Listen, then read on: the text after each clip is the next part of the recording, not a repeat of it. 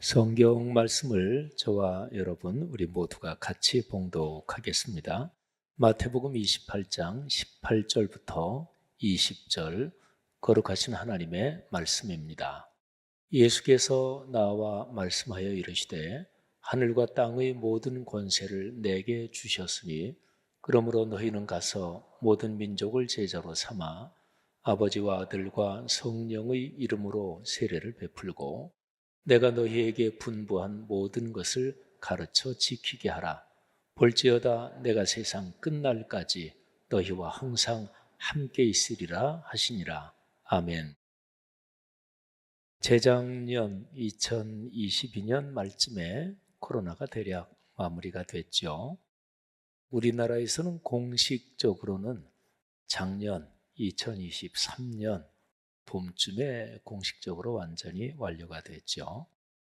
코로나가 끝난 뒤에 사람들이 코로나 기간 중에 하지 못했던 거, 특별히 여행들을 많이들 가시죠. 근데 여행과 관련해서 그 얘기를 들으면 그렇지 하고 공감이 가는 이런 말이 있습니다. 아직 다리가 튼튼할 때 여행을 다녀야 된다 하는 얘기입니다. 뭐 깊이 공감이 가지요. 그런데 이 표현보다 더 가슴에 와닿는 그런 말이 있습니다. 아직도 가슴이 뛸 때 그때 여행을 가야 한다 하는 말입니다.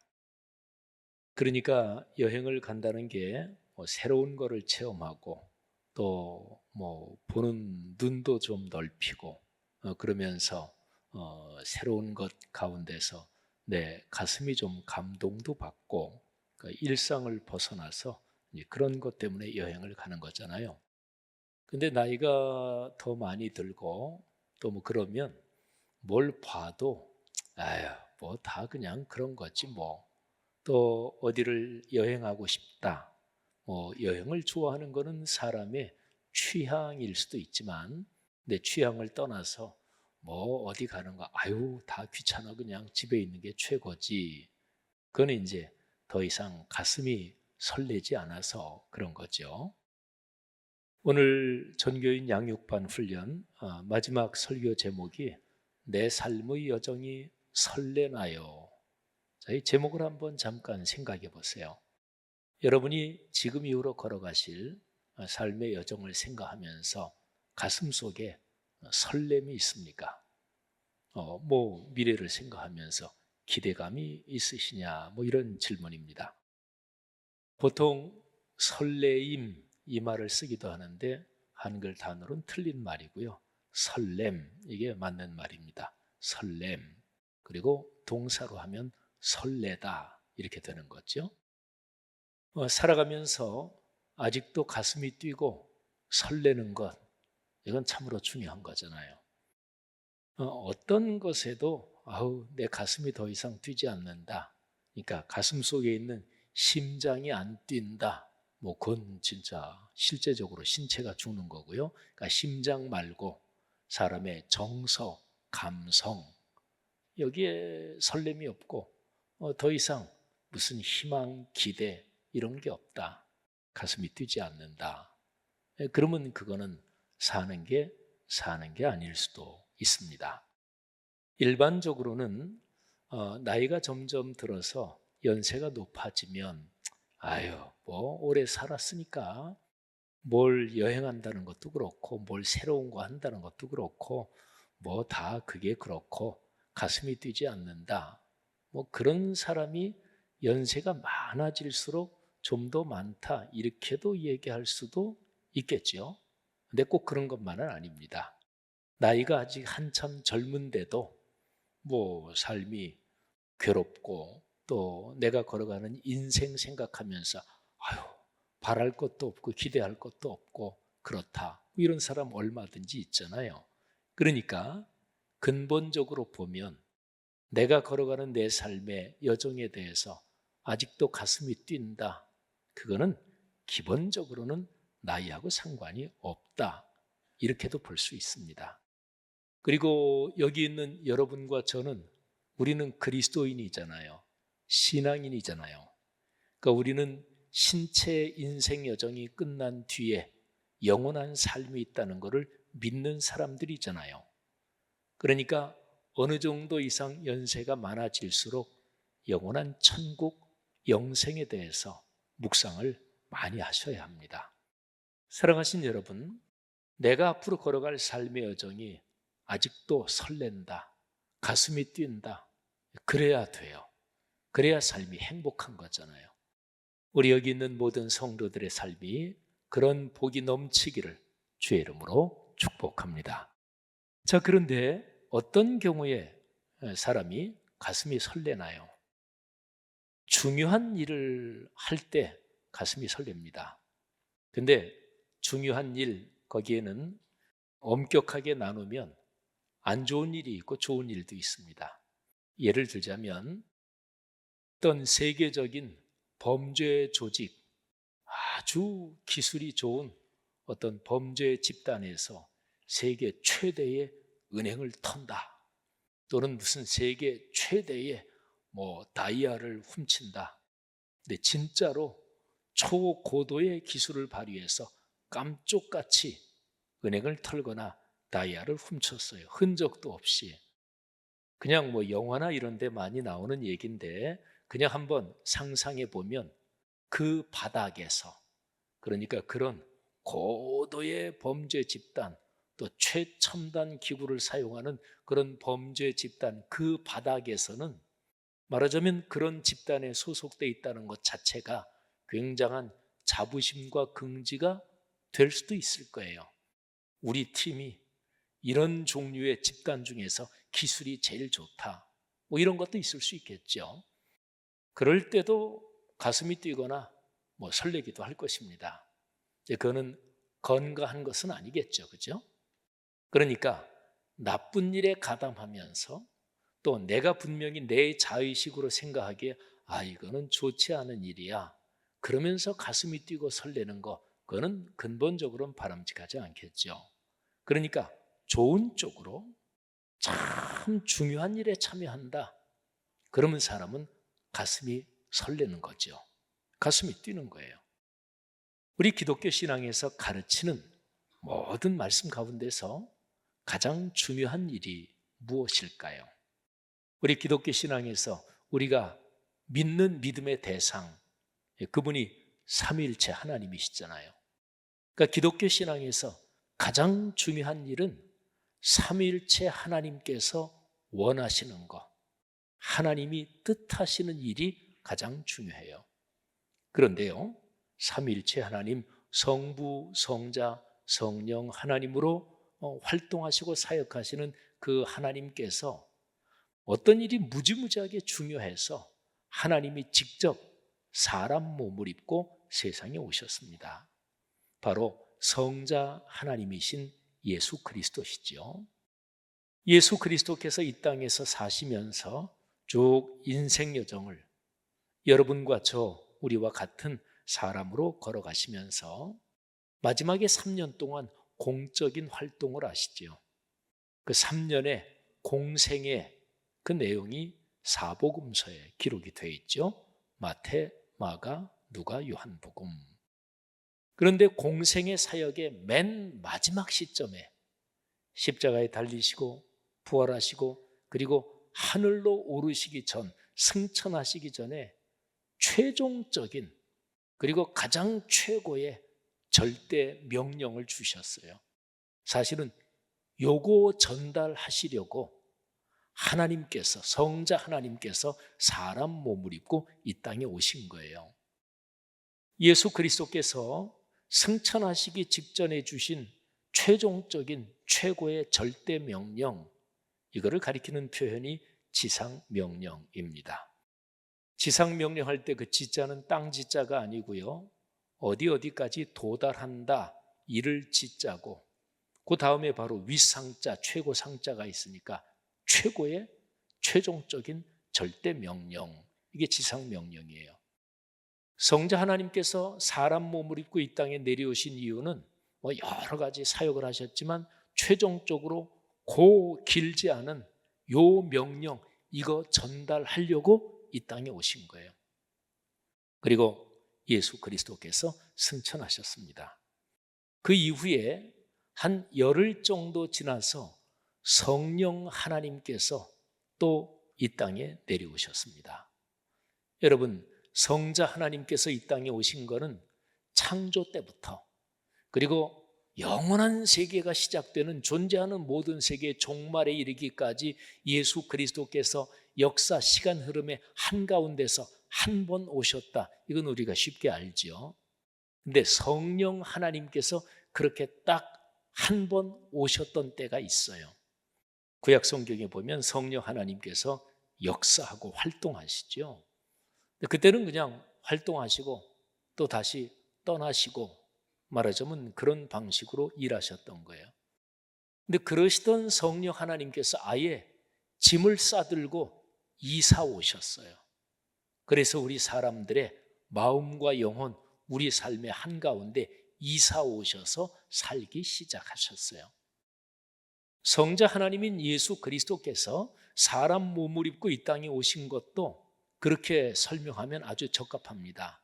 아예 사람이 돼서 이사 오셔서 이 땅에 30몇 년을 사신 거예요. 그리고 맨 마지막에 지상 명령, 사실은 그거 전달하시려고 오신 거고요. 그리고 성자 하나님께서 승천하신 뒤에 성령 하나님께서 한 열흘 정도 뒤에 아예 짐을 싸들고 이사 오셨어요. 이유가 있습니다. 성자 하나님께서 주신 지상 명령, 그거를 작동하게 하시려고, 그게 현실 세상에서 실제로 가동되게 하시려고 성령 하나님께서 이사 오셔서 함께 사시는 거예요.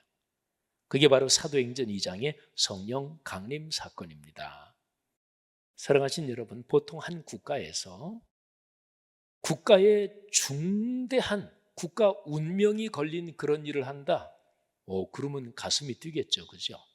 우리나라가 옛날에 일제강점기에 나라가 짓밟히고 이랬을 때 독립운동을 하던 그런 독립열사들이 있었잖아요. 그런 분 중에 예를 들어서 어디 전쟁에 나가면서 나 죽을지도 모른다.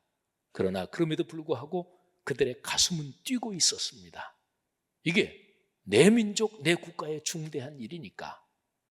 여러분, 조금만 생각해 보면 예수 그리스도께서 주신 지상 명령이 얼마나 중요한가 하는 걸 우리는 사실은 어렵지 않게 알 수가 있어요. 오늘 전교인 양육반의 맨 마지막 설교, 내 삶의 여정이 설레나요. 그거는 그리스도인의 삶에서는 예수 그리스도께서 주신 지상 명령, 여기에 내 삶이 연결되어 있어야, 그래야 삶이 설렌다. 이게 사실은 설교의 요점입니다. 나이가 들어도 지상 명령이 내 삶이 연결되어 있으면 가슴이 뜁니다. 제 아무리 나이가 젊어도 성경에서 말씀하는 지상 명령과 내 삶이 관계가 없으면 신앙적으로 볼 때 그는 가슴이 설레는 삶이 아니에요. 전교인 양육반 훈련 다 해서 설교를 오늘까지 5번 제가 하는데요. 그 5번의 설교 제목, 설교 주제를 한번 이렇게 떠올려 볼까요? 첫 번째가 내 삶의 주인은 누구인가요? 예수 그리스도를 내 삶의 주님으로 모신 사람이 그리스도인입니다. 그래서 예수님을 모시고 내 삶의 주인으로 영접하면서 우리는 그리스도인이 됩니다. 그리고 두 번째는 내 삶은 견고한가요? 우리가 예수 그리스도의 십자가 사건을 통해서 하나님의 자녀가 된, 구원받은 이 사건이 얼마나 견고한가? 견고하죠. 흔들리지 않습니다. 그러나 삼위일체 하나님께서 2000년 전의 십자가 사건에서 이미 완료하신 사건이기 때문에 그래요. 세 번째 설교부터는 그리스도인이 된 우리가 그리스도인답게 풍요롭게 복을 누리며 어떻게 사느냐, 여기에 대한 건데, 세 번째 설교의 주제가 내 삶은 풍요로운가요? 삶의 풍요로움, 이거는 누구나 직접적으로 내 감정 상태가 지금 어떤가, 내 감성과 정서가 어떤가, 여기에 걸려 있어요. 불안하고 초조하고 짜증나고 불평, 원망이 가득하고 이런 감정의 상태로는 행복할 수가 없는 거잖아요. 이거는 삶이 초라한 거잖아요. 우리 그리스도인의 삶이 풍요로우려면 감정 정서가 좋은 쪽으로 넓어지고 많아져야 돼요. 기쁘고 감사하고 남을 포용하고 그리고 행복하고 찬양이 나오고. 어떻게 그게 가능한가? 그거는 변하지 않는 66권 성경 말씀을 믿음으로 받아들이는 이 훈련을 계속하면 변하지 않는 말씀의 기초에서 우리의 감정이 풍요로워집니다.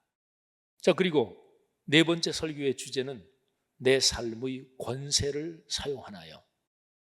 예수님을 처음 믿을 때 첫 번 설교의 주제, 내 삶의 주인은 누구인가요? 그때 성경 구절이 요한복음 1장 12절이잖아요. 그러니까 예수 그리스도를 믿을 그때부터 하나님께서는 우리에게 권세를 주십니다. 영접하는 자, 곧 그 이름을 믿는 자들에게는 하나님의 자녀가 되는 권세를 주셨으니. 자, 권세가 있어요, 그리스도인에게. 그 권세를 어떻게 활용하는 것일까요? 근데 그 권세는 성경의 내용을 가만히 살펴보면 내용이 이런 거예요. 66권 성경에 그리스도인이 사용할 수 있는, 또 받아서 누릴 수 있는 권세, 특권, 선물, 축복, 이게 성경에 담겨 있어요. 그러니까 그리스도인의 권세는 한마디로 말하면 66권 성경의 내용이 내 삶에서 이루어지고 성취되는 것, 이것이 권세입니다. 그러면 성경 말씀이 어떻게 내 삶으로 성취될까요? 우선 말씀을 알아야 되겠죠. 머리로만 알 뿐 아니라 가슴으로 깨닫고 믿어야 되겠죠. 그리고 그렇게 실천해야 되겠죠. 예를 들면 걱정 염려가 있으신 분들, 유명한 구절입니다만 빌립보서 4장 6절 7절 머리에 떠올릴 필요가 있잖아요. 아무것도 염려하지 말고 오직 모든 일에 기도와 간구로 너희 구할 것을 하나님께 아뢰라. 6절이에요. 조건이 있죠.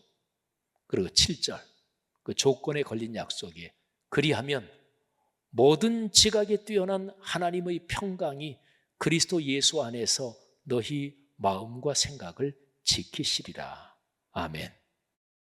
여기에 계시는 성도님들 중에서 빌립보서 4장 6, 7절은 워낙 많이 알려진 유명한 구절이니까 인생 여정을 걸어오면서 어떨 때 힘들고 지치고 불안하고 두렵고 걱정이 가득할 때, 그때 이 구절을 듣고서 설교를 통해서 들었든지 아니면 그 구절이 머리에 떠올랐든지 이 구절을 딱 머리에 떠올리고 그리고서 마음의 걱정, 불안, 두려움이 휙 사라지는 그런 경험을 하신 분들이 계실 거예요.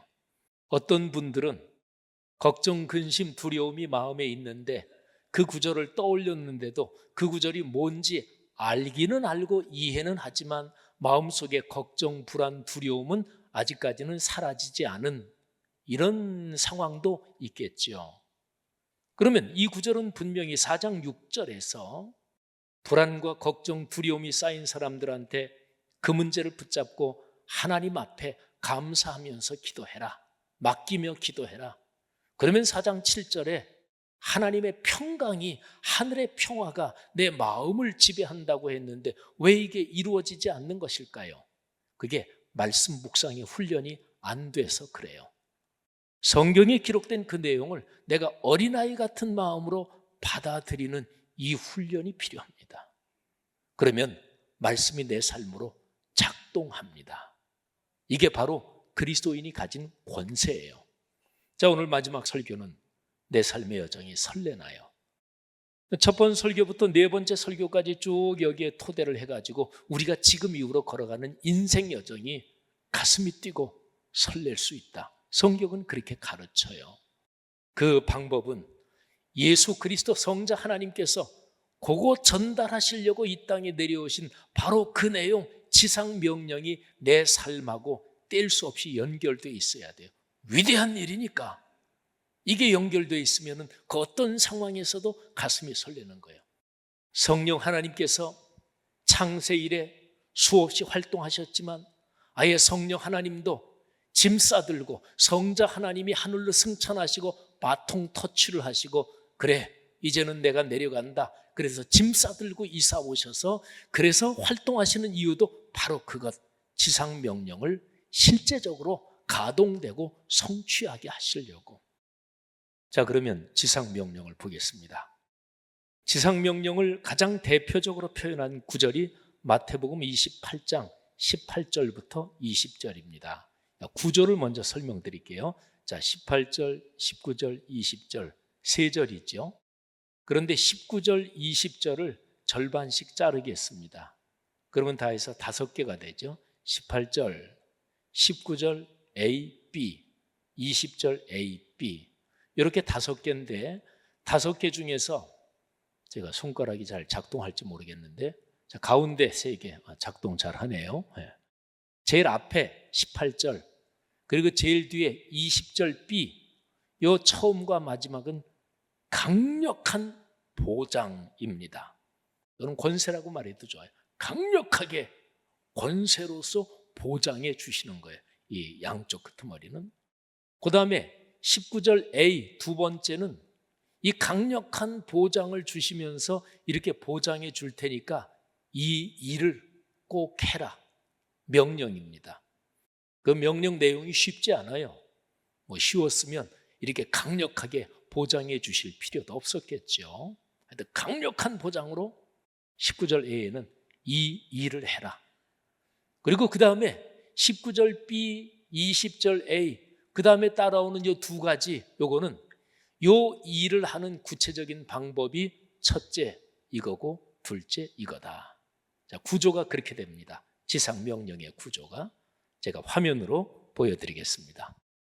보장 또는 권세 18절 또 제일 뒤에 보장 또는 권세 20절 B 그리고 명령 여기 이제 아까 얘기한 대로 19절 A 그 명령을 이루는 구체적인 방법이 1, 2 2가지가 있는데 19절 B, 20절 A 이렇게 됩니다. 자, 그러면 보장이 어떤 건지 보장을 한번 볼 텐데 이런 거예요. 먼저 설명을 드리면 예수 그리스도께서 이 말씀을 주실 때 십자가에 달려 돌아가시고 부활하신 부활의 몸을 가지고 예수님이 이 말씀을 주시는 거예요. 이제 곧 승천하시는데 근데 그 예수님께서 이런 말씀을 하세요. 세상에 있는 모든 권세, 하늘과 땅의 모든 권세는 지금 내가 다 갖고 있다. 그리고 내가 세상 끝날까지 너희와 항상 같이 있겠다. 죽음의 권세, 죄악의 권세를 꺾고 이기신 예수 그리스도, 하늘아버지께서 그 아들 예수 그리스도에게 모든 권세를 다 주셨어요. 그리고 이분은 곧 승천하십니다. 그런데 세상 끝날까지 떠나시면서 같이 계시겠다고 하는 것은 무엇일까요? 바통 터치에서 성령 하나님께서 오셔서 그리스도인 교회 공동체에 같이 계시겠다는 거예요. 자, 두 번째 화면 보실까요? 보장. 예수께서 나와 말씀하여 이르시되 하늘과 땅의 모든 권세를 내게 주셨으니 볼지어다 내가 세상 끝날까지 너희와 항상 함께 있으리라 하시니라. 아멘. 자, 여러분 보장이 강력하잖아요. 근데 이렇게 강력한 보장으로 맡기시는 일이 뭘까요? 딱 한 가지예요. 세상의 모든 사람을 제자로 만들어라 이것입니다. 그런데 중요한 게 있어요. 제자로 만들어라. 예수 그리스도의 제자, 그리스도의 사람으로 만들라는 얘기예요. 세상의 모든 사람을 그리스도의 제자로 만들어라 이거는 내 제자 또는 나랑 친한 사람 만들라는 얘기가 아니에요. 담임 목사만이 아니라 교회 장로님, 권사님, 안수 집사님, 집사님 교회 신앙생활하면서 어느 그룹이 유달리 똘똘 뭉쳐서 친하다. 근데 자기 그룹 친한 게 하나님의 일보다 더 중요해. 이런 그룹은 자기 그룹 누가 건드리면 교회 어떻게 되는 거 상관 안 하고 아주 빡 하고 이제 반응을 하죠. 이게 이제 비성경적이라는 거예요. 제자로 만들어라. 누구의 제자? 예수 그리스도의 제자 하는 거죠. 그 제자로 만드는 방법이 2가지입니다. 첫째, 세례를 베풀어라. 그리스도인이 되게 하라는 거죠. 두 번째, 말씀을 가르쳐서 삶이 되게 해라 하는 것입니다. 자, 한번 볼까요? 명령과 2가지 방법. 자, 명령 19절에 그러므로 너희는 가서 모든 민족을 제자로 삼아라. 자, 방법이 두 가지입니다. 19절 B, 아버지와 아들과 성령의 이름으로 세례 베풀어라. 두 번째, 내가 너희에게 분부한 모든 것, 요거를 두 글자로 요약하면 말씀이죠. 말씀을 가르쳐 지키게 하라. 자, 여러분, 예수님이 하신 명령과 두 가지 방법, 요거를 조금 더 구체적으로 볼까요? 자, 말씀으로 세례를 베풀어라. 세례를 베푼다는 것은 아버지와 아들과 성령의 이름으로 세례를 베풀어라 그랬죠. 그거는 말씀 자체이신 하나님, 하나님이 사람 몸을 입고 이 땅에 오셨고 성령은 말씀이 삶이 되게 하시는 그런 하나님의 영이시고, 그러니까 삼일체 하나님의 이름으로 세례 베풀어라. 그 얘기는 말씀으로 세례 베풀어라. 그리스도인이 되게 하라는 거고, 다른 표현으로 존재의 변화라고 얘기할 수 있습니다. 그 다음에 말씀을 가르쳐 지키게 하라. 이거는 그리스도인이 된 사람을 그리스도인답게 살게 하라. 실제 삶의 변화, 실존의 변화라고 얘기할 수 있습니다. 좀 더 명확하죠? 그러면 아주 구체적으로, 아주 실제적으로 어떻게 하면 말씀이 삶이 되나, 좀 구체적으로 실제적으로 내가 실천할 수 있는 방법이 있으면 아주 좋잖아요. 예, 화면 하나 더 보시기 바랍니다. 자, 말씀을 가르쳐 지키게 하라. 아주 구체적인 방법은 말씀 묵상하며 살게 하라. 예, 또 어떤 분은 역시 말씀 묵상이지 짐작은 했습니다만, 여러분 생각해 보세요. 어떤 일이든지 그 이론은 내가 알아. 이론이 밥 먹여주나요? 물론 이론이 있어야 밥 먹여주는 그 프로세스가 진행이 돼요. 근데 이론으로 끝나면 그게 밥 먹여주지는 못합니다. 그 이론이 현실로 작동이 돼야 돼요. 제가 오늘 설명을 쭉 했잖아요. 여러분, 제가 2022년 5월, 6월 그때부터는 제가 목회에 승부를 걸고 목숨을 걸고 이 사역에 집중합니다. 지금부터 우리 교회 성도들 중에는 그 누구도 예외가 없습니다. 그러니까 우리 말씀삼 공동체 성락성결교회 나온 성도들이, 야, 이 교회에서는 말씀 묵상 안 하면 이 교회에서는 신앙생활하기가 대단히 불편하겠구나. 이게 나온 지 얼마 안 되신 분들은 그런 분위기 감지하고 말씀 묵상하도록, 이 교회 30년, 40년 나온 사람들도 말씀 묵상 안 하고는 교회 생활 힘들겠구나, 그렇게 만들려고. 근데 왜 그게 그렇게 중요할까? 오늘 마지막 설교에서 저는 제한된 시간 안에서 어떻게 하면 성도들이 말씀 묵상이 진짜 내 생명이 걸린 문제다, 이거를 잘 전달할까? 그렇게 해서 지금 쭉 설명을 했어요. 여러분 생각해 보세요. 말씀이 삶이 돼야 되잖아요. 그 구체적인 방법이 말씀 묵상이라고요.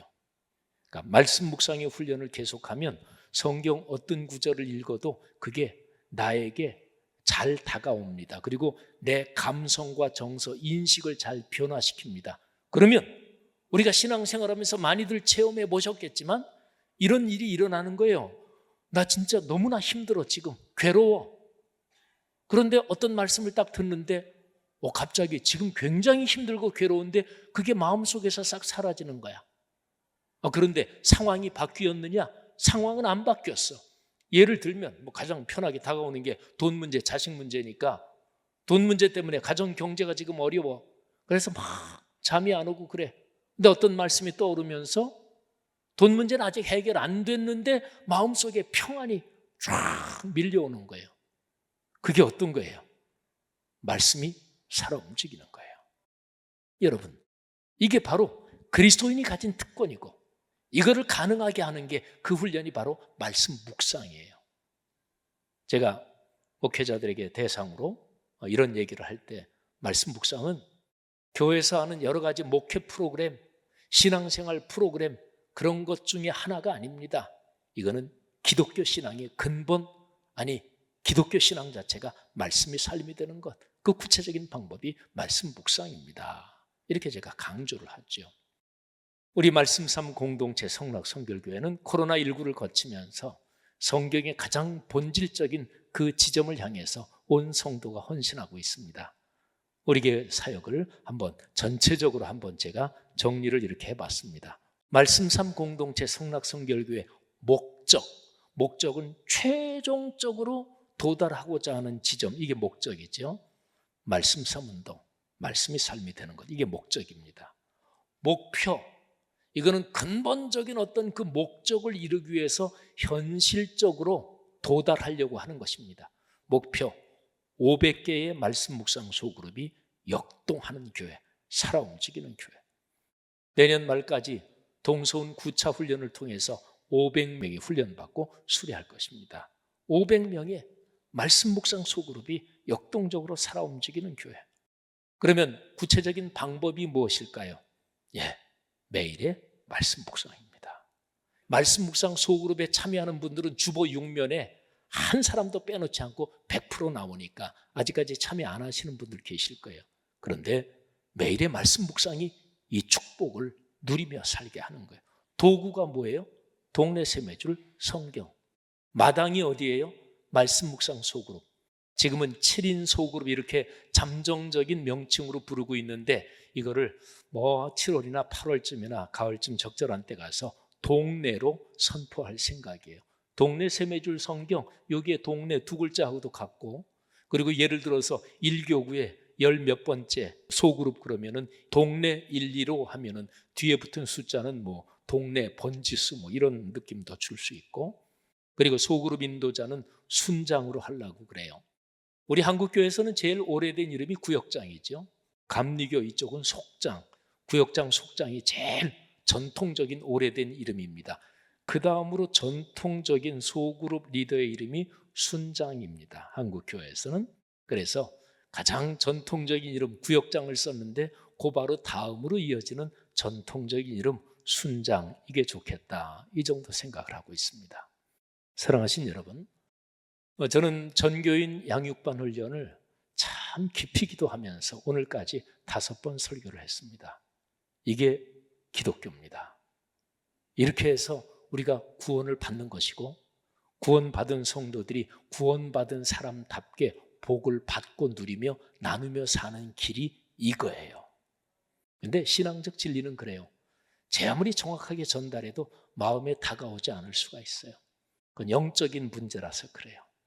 저는 간절히 기도하면서 하나님, 이거 논리적으로 복잡한 것도 아니고 우리 교회 성도들 이 전교인 양육반 훈련 5번 들으면서 한 분도 빠짐없이 다 말씀 묵상하며 살게 하옵소서. 제가 전에도 그런 얘기했죠. 하나님, 우리 그리스도인이 말씀 묵상하며 살게 하는 좋은 방법이 있습니다. 아침에 점심이나 저녁 때 말고 아침에 회사 가든지 애들 학교 보내고 이런 살림하고 이런 분, 몽땅 어떤 분이든지 매일 아침에 한 30분 40분 딱 말씀 묵상하고 말씀 묵상 기도로 딱 마치고 일어나면 휴대폰에 딱 소리가 나면서 메시지가 들어오는데 오늘 아침 말씀 묵상 마쳤으니까 10만 원 입금됐음. 하나님 그렇게 좀 하시죠. 그러면 하나님도 좋고, 그리고 하나님이 우리 목사 세워서 목회하라고 한 우리들을 얼마나 편하겠습니까? 누이 좋고 매부 좋고 다 좋은 거 아닙니까? 만일에 진짜 10만 원씩 들어온다면 한 달이면 300만 원이에요. 낮아요? 올려드려요? 한 30만 원, 한 달에 1000만 원 들어오게 해요? 그런데 저는 목사로서 성경의 가르침을 따라 말씀 묵상하는 게 실제적으로 경제적인 그런 이득의 근원이 되고 그렇게 작동하는데 도움이 된다고 저는 확신해요. 제가 이미 잠언 3장 1절부터 12절 우리 꿈새 때 6번 2절씩 강의한 적 있죠. 잠언 3장 1절부터 12절은 명백하게 그 얘기를 해요. 홀수절은 전부 다 표현은 다르지만 말씀 묵상하며 살아야 된다. 짝수절 표현은 다르지만 그러면 건강, 경제, 자녀손, 사회적인 성취 모든 축복이 임한다. 하나님, 이번 전교인 양육반 훈련에서 우리 교회 성도들 중에 아직까지 동네 세매줄 성경 갖고 있지도 않은 사람들, 아직까지 말씀 묵상 안 하고 있는 분들, 말씀 묵상은 개인적으로 하고 있는지 몰라도 말씀 묵상 소그룹, 7인 소그룹에 참여 안 하고 있는 분들, 하나님 다 참여해서 이 복을 누리며 살게 하옵소서. 사랑하신 여러분, 하나님께서 이런 은혜 여러분과 저 우리 모두에게 주시기를 간절히 주의 이름으로 축원합니다.